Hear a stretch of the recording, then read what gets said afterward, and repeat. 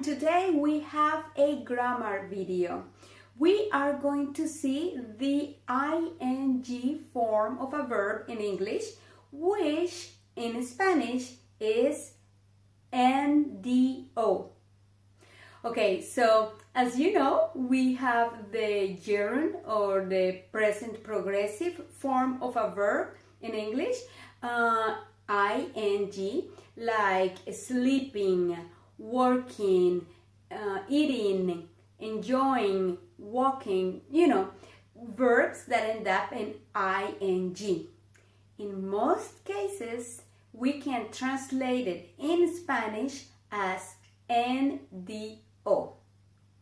So, in English, you can use this form of a verb either as a gerund or as a present progressive. In Spanish, we use this form of a verb, NDO, as a present progressive, not as a gerund. Okay, I know, blah, blah, blah, blah. I'm going to explain to you exactly what this means. So first, we're going to see when we use it in a different way, when we use the NDO in a different way than in English. And then we're going to see when English and Spanish meet and we use the same form, NDO or ing, in the exactly same way. So let's start with a different way. In English, you can use a verb as a noun, as a subject. Okay, for example, if you say, dancing is fun. Dancing is fun. You see the ing form of the verb, dancing? That is a gerund when you use the verb as a subject. So, what is fun? Dancing. Dancing is fun. Okay? Or, for example, you can say, sleeping is important. Sleeping is important. So you see, you will use, if you start the sentence, if you use this verb as a noun, you will use the ing form of a verb. But in Spanish, we cannot use NDO as a noun, making the verb as a subject. We can use the verb as a subject, but in the infinitive form. So we will say, bailar es divertido, dormir es importante. So you see, remember, an infinitive is the verb that is not conjugated and end up in ar, or ir.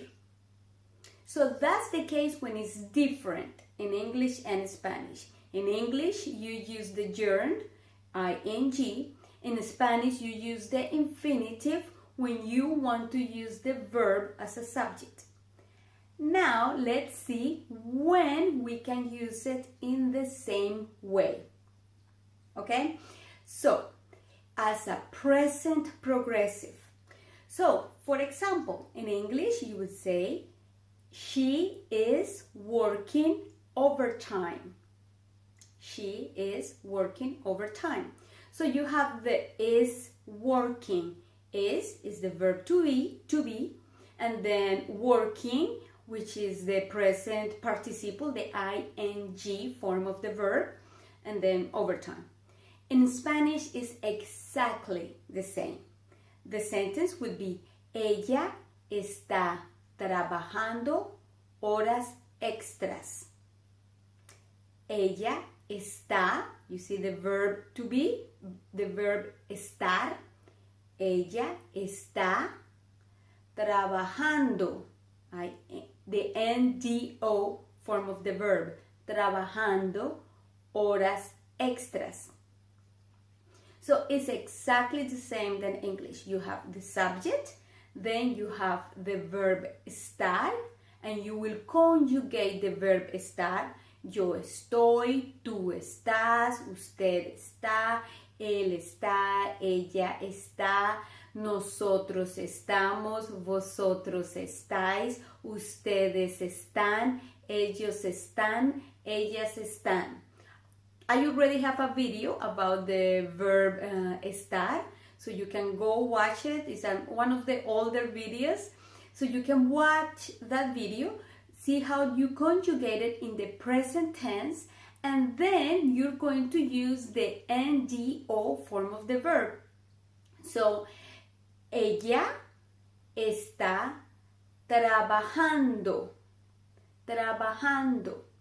So, what we can do is to have a list of verbs that you can study, and then you can make sentences.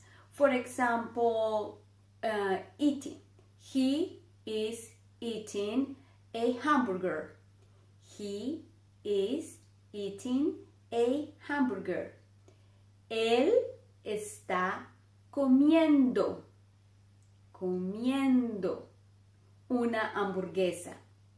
Él está comiendo una hamburguesa. For example, nosotros estamos escuchando música. We are listening to music. Nosotros estamos escuchando música. We're listening to music. Okay, guys, I hope this is useful. You can write some sentences below and I can correct them. I can tell you if it's the right way to use it or not. Okay, guys, thank you for watching the videos.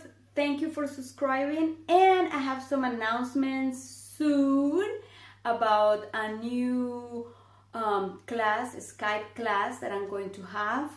As you know, I also teach in the classroom, but I'm going to have some open times to have some Skype classes, but I will tell you soon. So stay tuned and I will give you some news. Okay, guys, see you soon. Adios, hasta luego, ciao, ciao.